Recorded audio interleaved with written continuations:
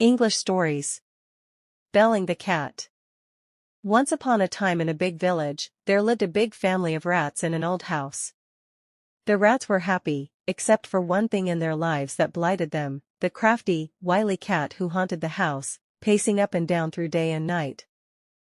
It was their worst adversary, a hideous monster always creeping at one corner, ever ready to pounce upon any unsuspecting mouse.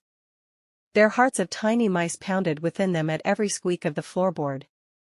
They seldom came out of their hiding places, and if at all they did, it was with utmost caution. Their greatest worry was the soundless way in which it crept. They could never hear it creeping upon them until it was too late. Once on a dark evening, all the mice assembled secretly. The oldest mouse, with a gray muzzle and wise eyes, called the assembly to order. "We must find a way to protect ourselves from the cat," he said, his voice trembling with age and concern. "We cannot continue living in such fear."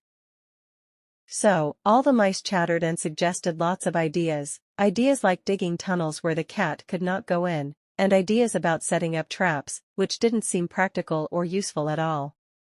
Then, one very bold and adventurous young mouse rose up to speak. His eyes shone with the light of determination and hope. "I have an idea," he exclaimed. "Why couldn't we just put a bell around the cat's neck?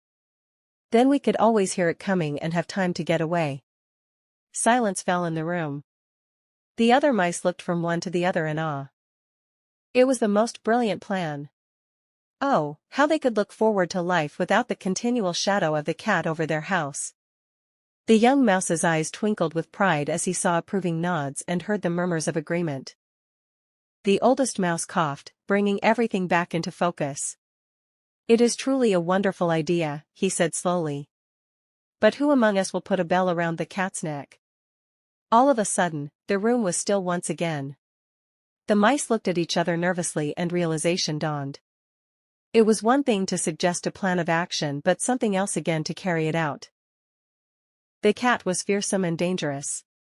Coming up to it to put a bell around its neck was a task filled with peril. One by one, the mice shook their heads and took a step back. There was no one willing to volunteer for such a risky mission. The young mouse who had suggested the idea felt his courage waver. He too realized the enormity of the task and the danger it entailed. The oldest mouse sighed deeply. "We see now that it is easy to propose impossible remedies, but much harder to carry them out," he said.